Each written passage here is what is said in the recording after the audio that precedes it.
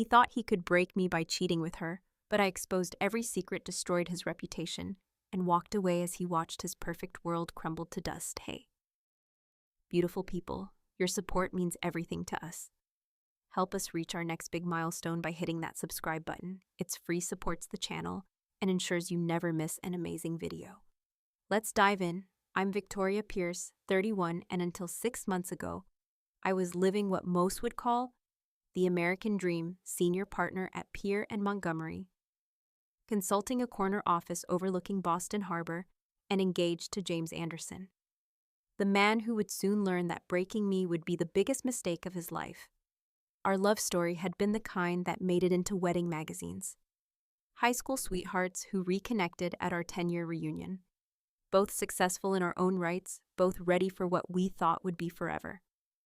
James had built himself into one of Boston's most prominent corporate lawyers, his name whispered in reverent tones across courthouse court doors.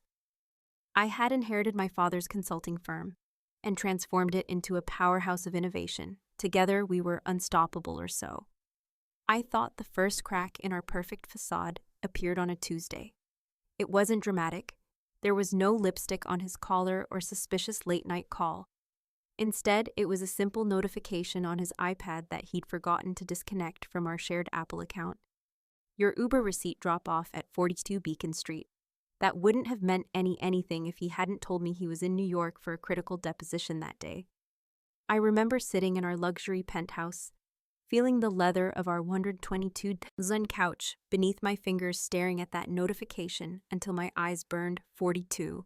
Beacon Street, the address of my best friend and maid of honor, Christine Warner, but I didn't confront him. Not yet.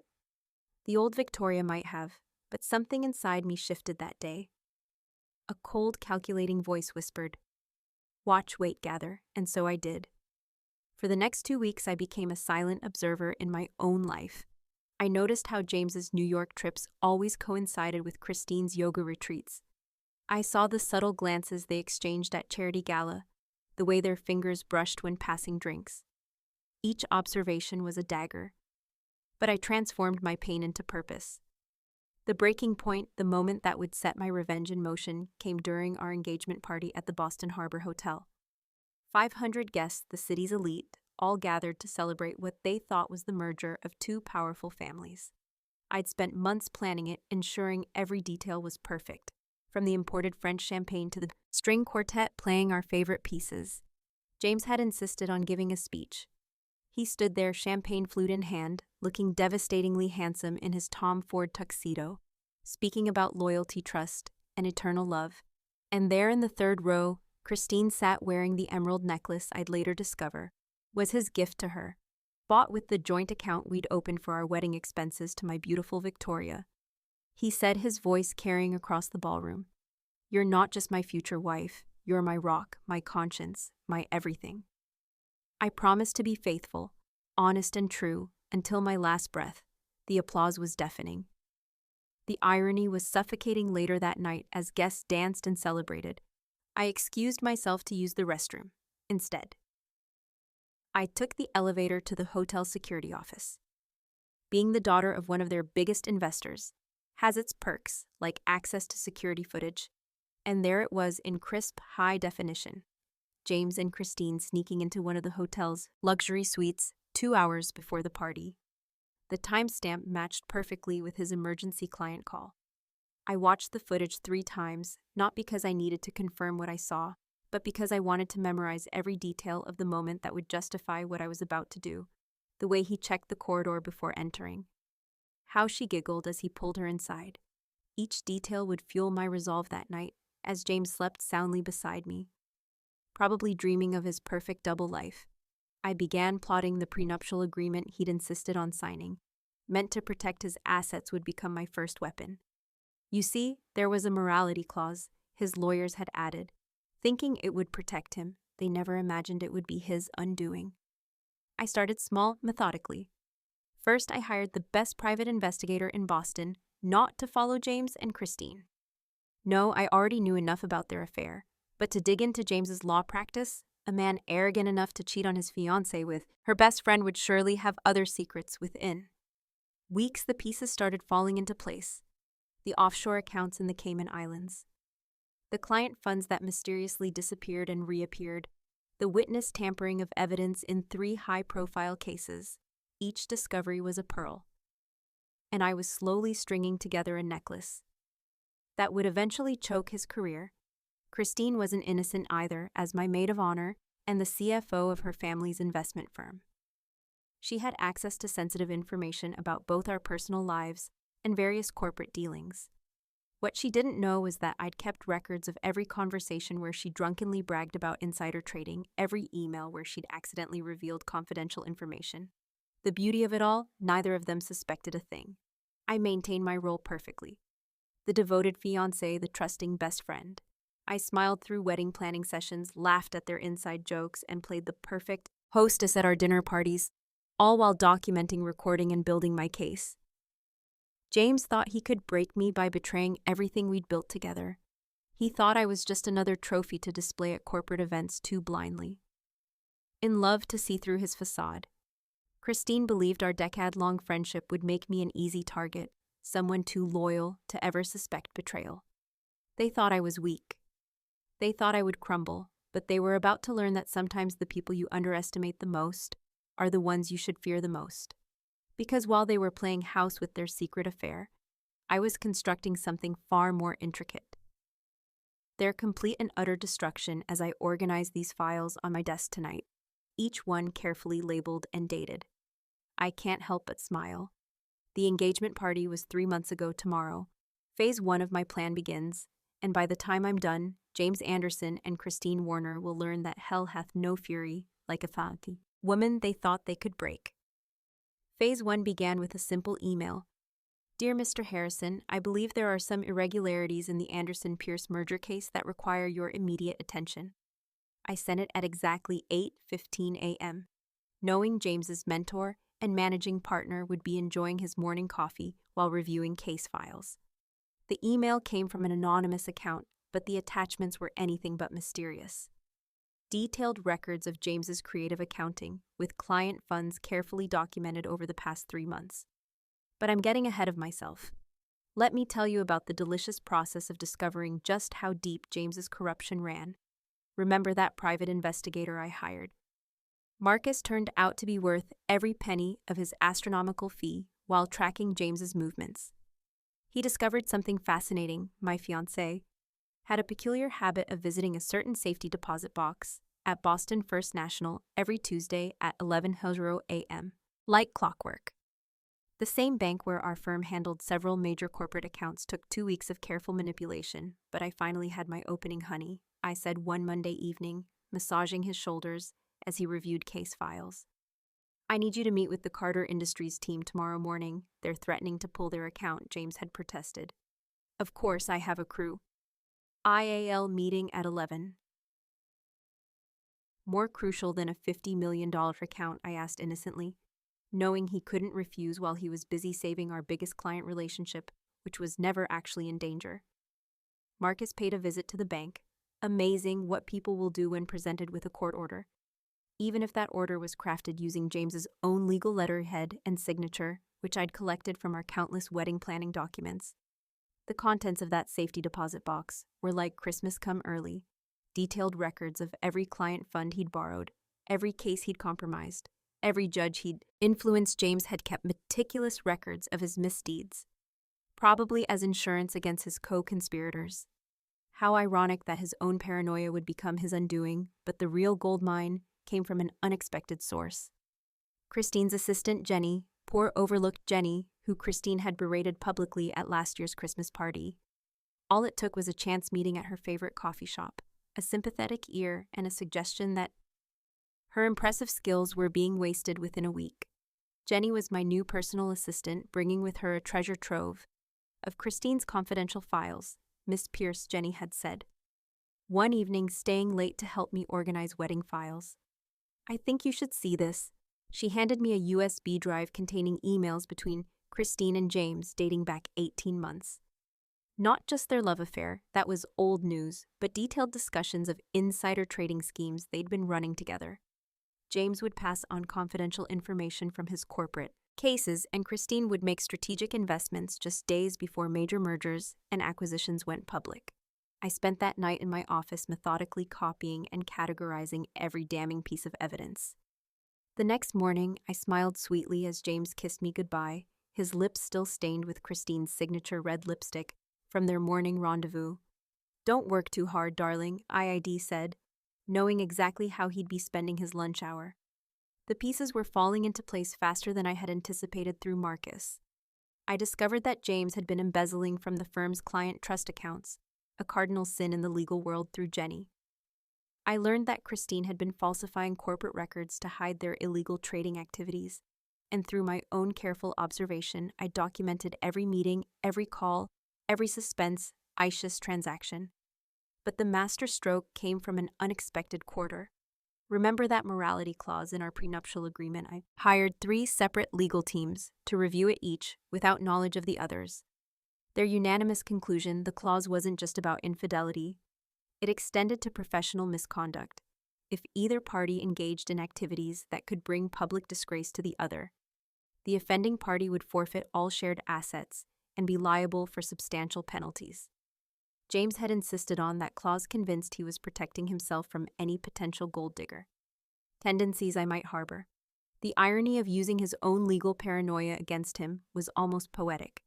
I organized everything into 3 separate packages. The first, containing evidence of James's legal misconduct, would go to the State Bar Association and the firm's ethics committee. The second, documenting their insider trading scheme, was destined for the SEC.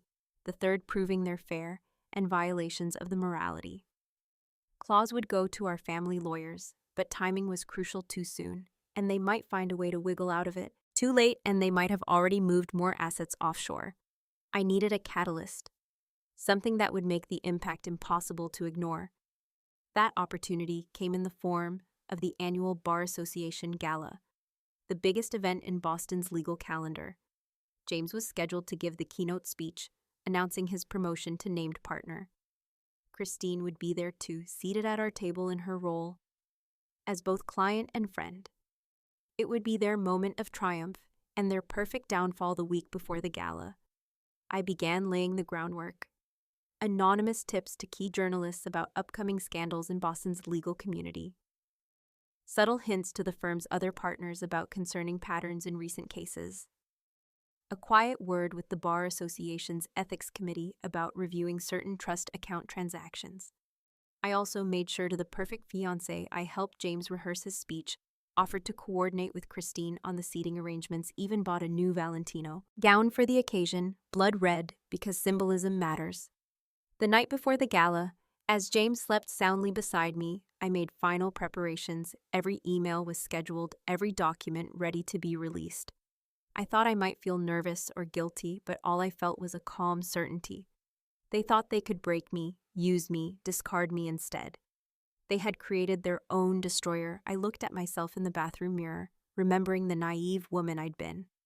Just months ago, she was gone, replaced by someone stronger, someone who understood that true power lies not in love or trust, but in knowledge and patience. James and Christine had taught me that lesson well, and tomorrow they would learn how well I'd learned it as I climbed back into bed. James stirred slightly. "Everything okay, baby?" he mumbled. I kissed his cheek, tasting the bitter victory to come. "Everything's perfect, darling, just perfect, because tomorrow at exactly 7:45 p.m., while James would be stepping up to the podium to give the speech of his career, his entire world would begin to crumble, and I would be there watching as the man who thought he could break me realized too late that he'd broken himself. Instead, 7:30 p.m., the grand ballroom of the Ritz-Carlton buzzed with anticipation. Boston's legal elite mingled over champagne and carefully crafted hors d'oeuvres on where they were about to witness the destruction of one of their own. I stood by the bar, appearing to adjust my red Valentino gown in the mirrored wall, but actually watching James and Christine's reflections as they worked the room separately, maintaining their careful charade. "Your usual?" Miss Pierce, the bartender, asked. "Just water tonight, Thomas. I want to stay sharp." I needed full clarity to savor every moment of what was about to unfold. 7:40 p.m. My phone buzzed a text from Marcus. "Packages delivered right on schedule. The evidence had been simultaneously sent to the State Bar Association, SEC, and the firm's managing partners. The digital time bombs were set.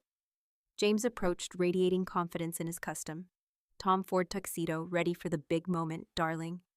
He kissed my cheek, his cologne mingling with a faint trace of Christine's perfume. How sloppy they'd become, so certain of their invulnerability. Absolutely, sweetheart. This is everything you've worked for. I smiled, touching the Windsor knot of his tie, the one I'd given him for our engagement because irony should be appreciated. 7:43 p.m. Harrison. The managing partner was already frowning at his phone.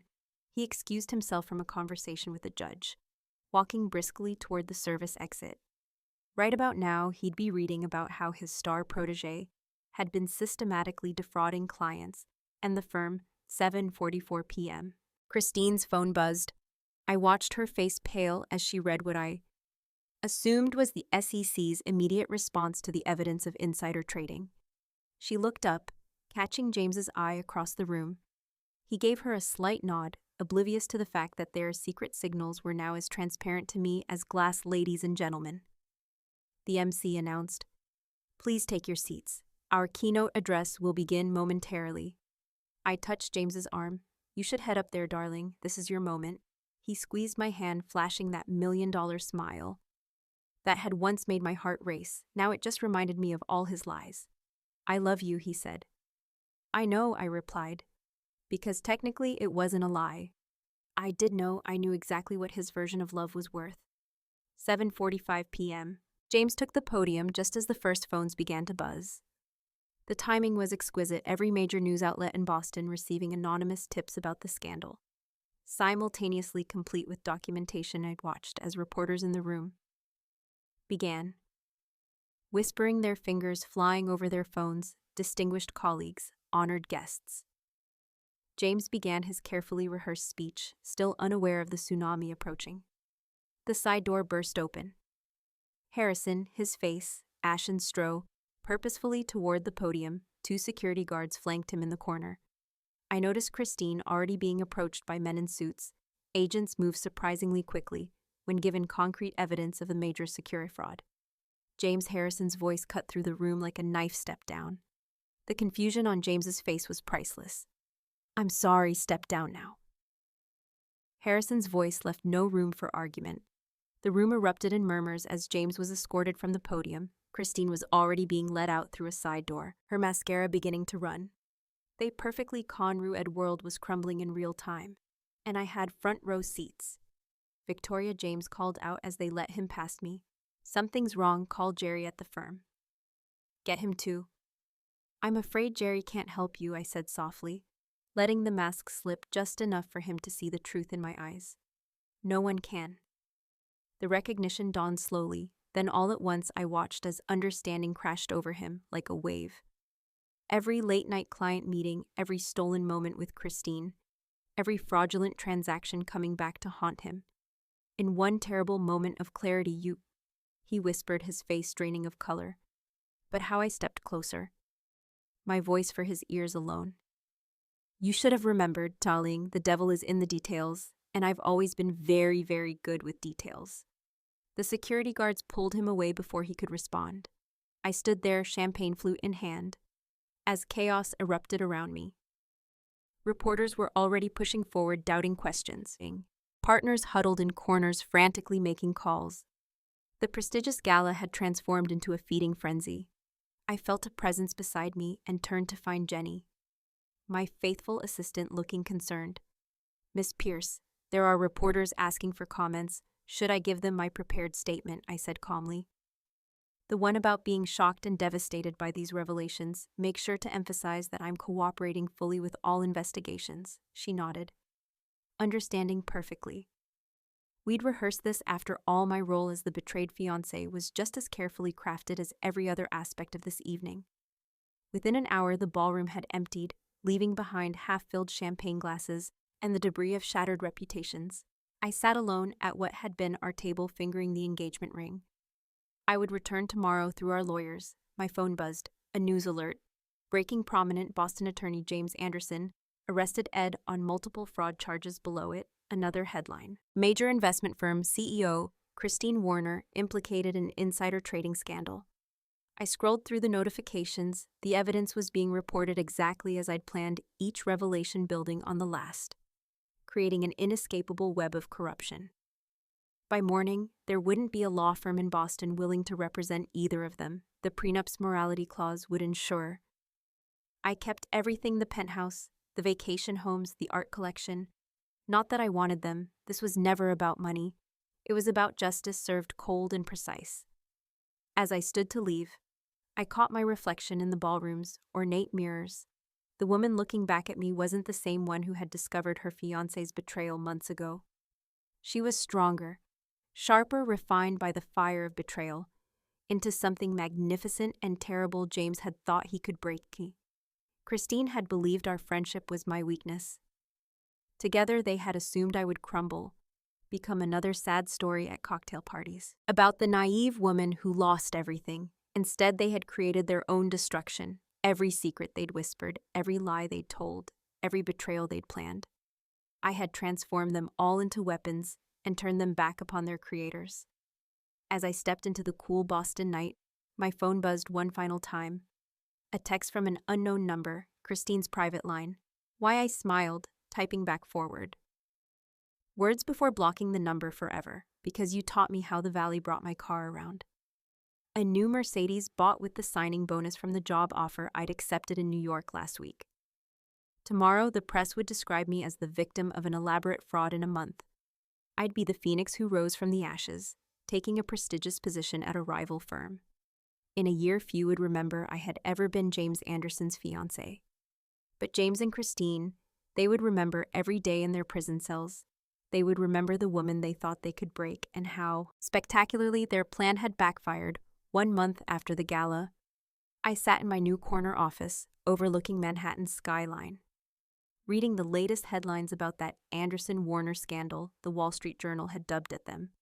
Romance of fraud, detailing how a prominent attorney and investment firm CEO had orchestrated one of Boston's biggest financial schemes while carrying on an illicit affair.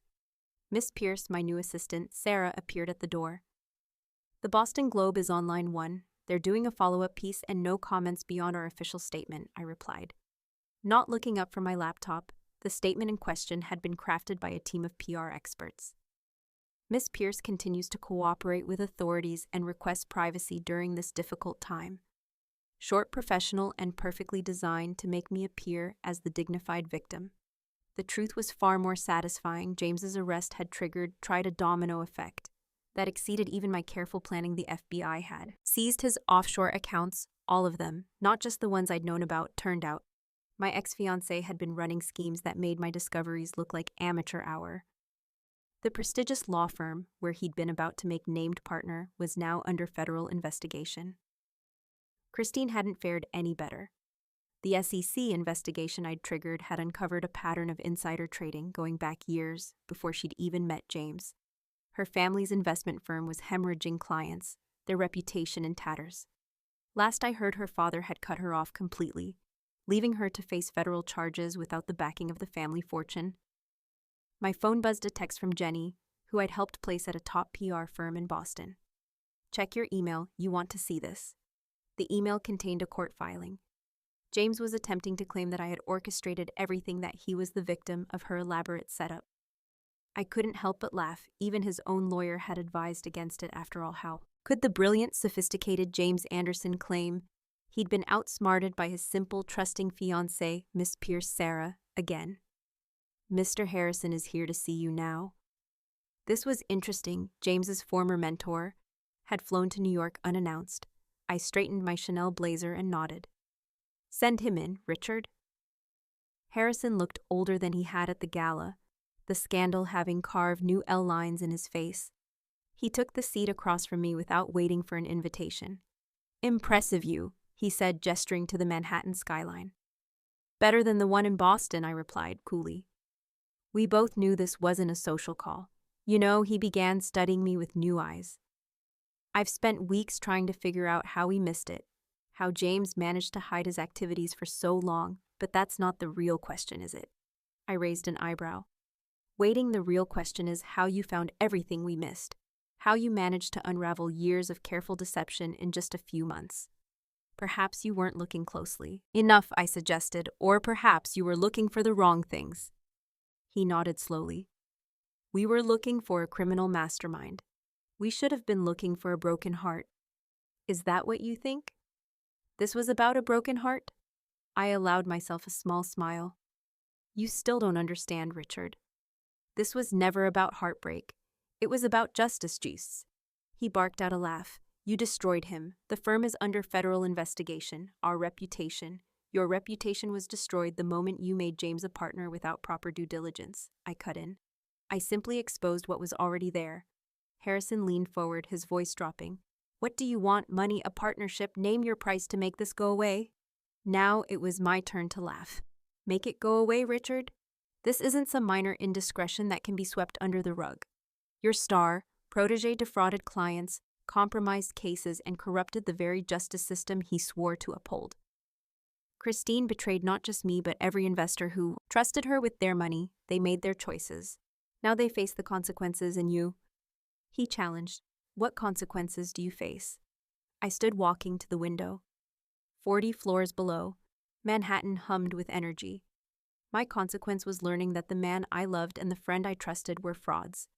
But unlike them, I turned that lesson into strength. You're just as calculating as they were, Harrison said, rising to leave. No, Richard. I'm better.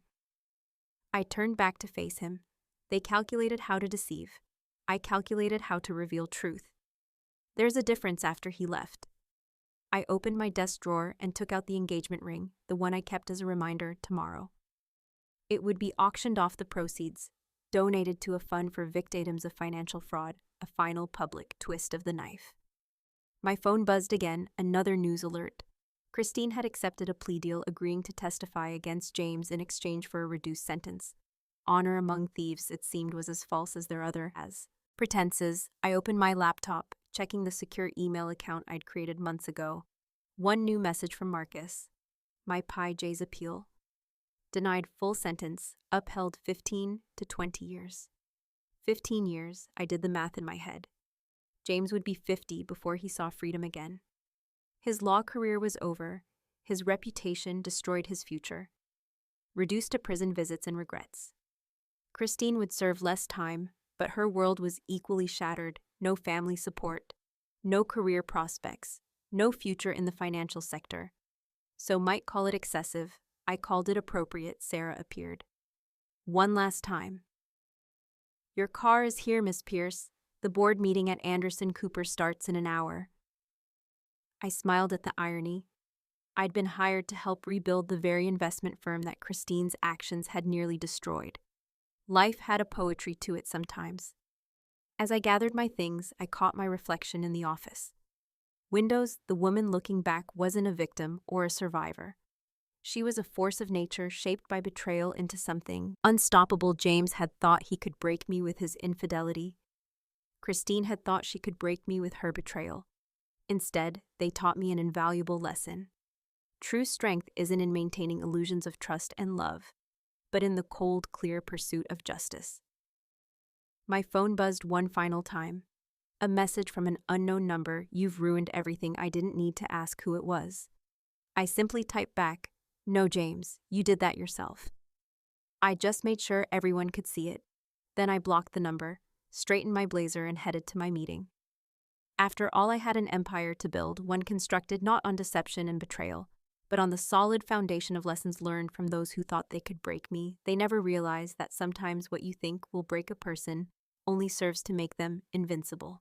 Years can change everything.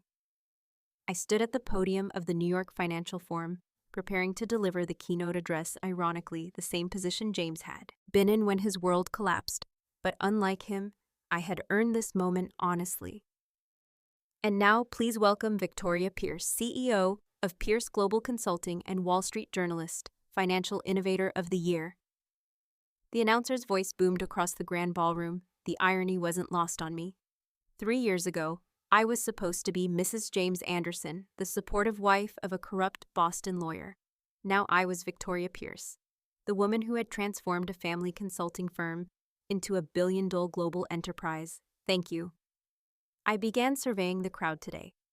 I want to talk about integrity in business, about how trust once broken can never truly be repaired, but something stronger can be built from its ashes. My eyes caught a familiar face in the crowd, Christine's father, Robert Warner. His own company had barely survived the scandal, and here he was, forced to listen to me speak about integrity. Life did have a wonderful sense of humor. 3 years ago, I learned a valuable lesson about trust. Continued, I learned that sometimes the people closest to you can be your greatest teachers. Not in the ways they intend, but in the ways they fail. The audience shifted uncomfortably. Everyone in the room knew my story, or thought they did, the jilted fiancé, who rose from the ashes of scandal to become a business powerhouse. What they didn't know was how meticulously I'd planned each step of my ascent. After James's conviction and Christine's plea deal, I hadn't just survived, I'd thrived. Every client they'd betrayed, every investor they defrauded, I'd approached personally. I turned their victims into my allies, their losses into my stepping stones. Success isn't built on deception. I continued, my voice carrying across the silent room. It's built on the understanding that every action has consequences. Every choice creates ripples that can become tsunamis. My phone buzzed silently in my pocket. Probably another message from James's lawyer. He was up for parole next month, still claiming he'd been set up. His appeals had become almost amusing, each one more des than the last. The evidence I'd gathered had been too thorough, too precise. He wasn't just serving time for fraud, he was serving time for arrogance. Christine had been released 6 months ago. Her shortened sentence, courtesy of her cooperation. Last I heard, she was working as a junior accountant in Nebraska, about as far from Wall Street as one could get. Her testimony against James had burned every bridge in the financial world. Leadership isn't about power, I told my captivated audience. It's about responsibility, about understanding that every decision we make affects not just ourselves, but everyone who trusts us with their futures in the front row. I spotted Marcus, my former turned head of corporate security. He'd helped me transform my father's modest consulting firm into an empire built on uncovering corporate fraud. Who better to spot deception than those who'd mastered exposing it? Jenny, now my chief of staff, stood at the back of the room, tablet in hand. She'd risen through the ranks, exactly as I'd planned, her loyalty rewarded with a partnership stake. We'd become known as the firm that couldn't be fooled because we knew every trick in the book. 3 years ago, I continued. Someone very close to me said that love was about trust. He was wrong. Love, like business, is about truth, and truth, no matter how deeply buried, always finds its way to the surface. The audience applauded, not realizing I was describing their own futures. My firm had already begun investigating how half the companies represented in the room in the world of corporate finance, everyone had secrets. The difference was now I was the one exposing them legally, methodically, and profitably. After the speech at the reception, Robert Warner approached me.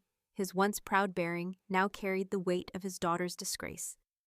"You've done well for yourself," he said, swirling his scotch. "Better than anyone expected," I agreed. "Including your daughter," he flinched. "Christine," she asked, "asks about you sometimes in her letters. Does she ask about James too?" I kept my tone light, curious. "No," he finished his drink. "She finally understood what you knew. All along, he was using both of you." I smiled, remembering Christine's last letter, sent just before her release. "You were right, he never loved either of us. He only loved himself." "Mr. Warner," I said gently, "your daughter taught me something valuable. She taught me that betrayal doesn't have to destroy you. It can remake you into something stronger." He nodded slowly. "You're not what they think you are. Are you the victim who got lucky? No." I agreed. "I'm what they made me, someone who learned to turn betrayal into opportunity." Later that night in my penthouse, overlooking Central Park, bought with the profits from a company built on exposing people like James and Christine, I received an email from the parole board. James's hearing had been scheduled. They wanted to know if I'd make a statement. I opened my laptop and began to type. "To the honorable members of the board, I write not in anger or vengeance, but in concern for justice. James Anderson isn't just a man who committed fraud. He's a man who believed himself. Above the law, above truth, above consequences. My phone rang a secure line, used only for our most sensitive corporate investigations. Another caught in a web of lies. Another company about to face its day of reckoning. I smiled as I answered it, already knowing how this would play out. This was my legacy, not as the woman they thought they could break, but as the force they had unwittingly created. Every investigation we launched, every fraud we uncovered was a tribute to the lessons they taught me. James had thought he could break me with betrayal. Christine had thought she could break me with deceit. Instead, they had forged me into something unbreakable, a woman who had turned their weapons against not just them, but against every corrupt executive and fraudulent scheme in the financial world. I closed my laptop. Parole board statement complete tomorrow. It would remind them that actions have consequences. That trust once broken creates something harder, colder, and infinitely more dangerous than love. They thought they could break me. Instead, they created an empire built on exposing people exactly like them, and in the end, that was the sweetest revenge of all. Years to the day after the gala that changed everything, I received an unexpected package at my office. Inside was a worn leather journal. James's prison diary, sent by his mother after his death. He'd suffered a heart attack, 3 months into his second year of parole, his body finally giving out under the weight of his shattered pride. I sat in my office watching the sun set over Manhattan, the journal unopened on my desk.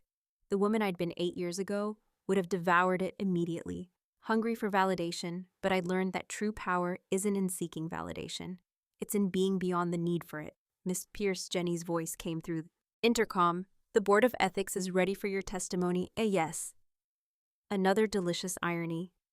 I'd been appointed to head the newly formed Wall Street Ethics Commission, tasked with preventing exactly the kind of fraud I'd once exposed, the predator-turned-guardian, a role I'd embraced with particular relish. Tell them I'll be there in 5 minutes, I replied, finally opening the journal to its last entry, dated 2 days before his death. Victoria was right all along. The greatest prison isn't these walls, it's the knowledge that you built your own cage. Brick by brick, lie by lie, he didn't destroy me. She simply showed everyone who I really was. I closed the journal, a faint smile playing at my lips. Even in death, James still didn't fully understand. I hadn't just exposed who he was. I'd become something he could never comprehend. A woman who turned betrayal into an art form. The board meeting was being held fittingly enough in the same hotel where I'd once planned my wedding. As I walked through the marble lobby, I caught sight of my reflection designer suit, perfectly styled hair, the confident stride of someone who turned revenge into an empire. Christine was there, of course. After her release, she'd done the unthinkable, turned whistleblower. Now she worked for my firm's compliance division, using her intimate knowledge of financial fraud to prevent others from following her path. It wasn't forgiveness, it was pragmatism. Who better to catch a thief than a reformed one? Victoria, she nodded as I passed her, voice carrying the weight of our shared history. Christine, I replied coolly. How's the Anderson Cooper investigation coming along? She flinched slightly at the name. James's ghost still haunted us both, though in very different ways. 3 board members have agreed to testify. The evidence is comprehensive, it always is, smiled, remembering how thoroughly she'd once hidden her own misdeeds. That's why we're the best at what we do. The boardroom fell silent as I took my place at the head of the table. Around me sat the titans of Wall Street, COSO's regulators, and watchdogs, all here because I'd proven that no one was above scrutiny. Ladies and gentlemen, I began, we're here today to discuss integrity. Not just the integrity of our financial systems, but the integrity of our actions, our choices, our very soul, through the floor to ceiling windows. I could see the building where James's law firm had once stood. It was a coffee shop, now another empire. Fallen to dust 8 years ago. I learned that trust isn't given, it's earned, and once broken, it becomes something else entirely. I let my gaze sweep the room. It becomes power. Robert Warner shifted uncomfortably in his seat. His company had barely survived Christine's scandal, and now he served at my pleasure on the ethics board. Another piece in my collection of poetic justice. We not here to punish, I continued. Though everyone knew that was exactly what we did, we're here to protect, to ensure that what happened to me, what I allowed to happen, never happens to anyone. Else the meeting proceeded exactly as I'd planned. 3 major firms were put on notice, their executives squirming as my team presented evidence of their indiscretions. This was my real revenge, not just against James and Christine, but against an entire system that enabled people like them later that evening back in my penthouse. I finally read through James's journal. His words were a mixture of self-pity and belated revelation, each page a testament to a man who'd never truly understood the monster he'd created. My phone buzzed a message from Jenny. Christine's testimony is complete. The Anderson Cooper case is ready to move forward. I smiled, remembering James's last attempt to contact me before his death. He'd sent a letter begging for forgiveness, claiming he'd changed. I'd sent it back unopened with a single note. Some changes come too late, standing at my window, watching the city lights twinkle like stars. I reflected on the journey 8 years ago. I'd been a woman in love, planning a future built on trust and dreams. Now I was something else entirely, a force of nature, a catalyst for change, a weapon forged in the fire of betrayal. James had thought he could break me by cheating with my best friend Christine. Had thought she could break me by betraying our friendship instead. They created something far more dangerous than a broken woman. They created someone who understood that true power comes not from love or trust, but from the ability to turn pain into purpose. The journal's final pages contained a question. James had written over and over, why didn't she break it? The answer was simple, though he never understood it. You can't break someone who learns to thrive on breaking others. Every company investigated, every fraud I'd exposed, every corrupt executive I'd brought down, they were all extensions of that first perfect revenge. I picked up James's journal one last time, then dropped it into the shredder. The past was just that past. I had built something far more valuable than revenge. A legacy of justice served cold and precise to a world that had forgotten its meaning. They thought they could break me instead. They created an avenging angel, a guardian of truth. Truth in a world of lies. And in the end, that was the greatest revenge of all. Not just surviving, but thriving in ways they could never have imagined. Because sometimes the woman you try to break becomes the woman who breaks everyone else.